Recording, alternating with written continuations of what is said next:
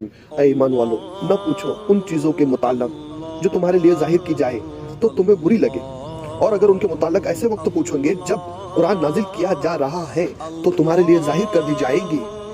اللہ نے اس سے درگزر کی اور اللہ بخشنے والا بردبار ہے۔ اس کے متعلق تم سے قبل ایک قوم نے پوچھا، پھر وہ اس سے منکر ہو گئے۔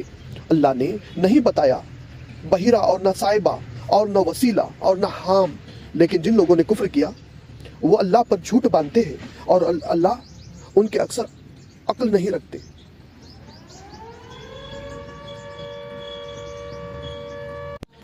جن لوگوں نے کفر کیا وہ اللہ پر جھوٹ باندھتے ہیں اور ان کے اکثر عقل نہیں رکھتے، اور جب ان سے کہا جائے آؤ اس کی طرف جو اللہ نے نازل کیا اور رسول صلی اللہ علیہ وسلم کی طرف، تو وہ کہتے ہیں ہمارے لیے وہ کافی ہے جس پر ہم نے اپنے باپ دادا کو پایا۔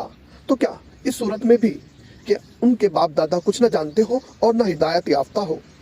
اے ایمان والو، تم پر اپنی جانوں کا فکر لازم ہے۔ جب تک تم ہدایت پر ہو تو جو گمراہ ہوا تمہیں نقصان نہ پہنچا سکے گا۔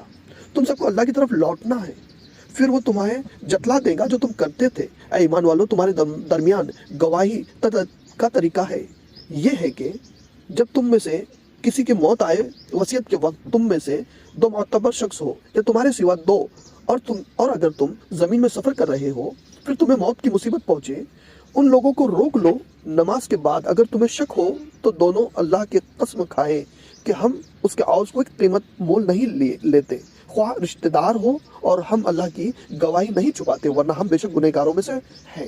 پھر اگر اس کی خبر ہو جائے کہ وہ دونوں گناہ کی سزاوار ہوئے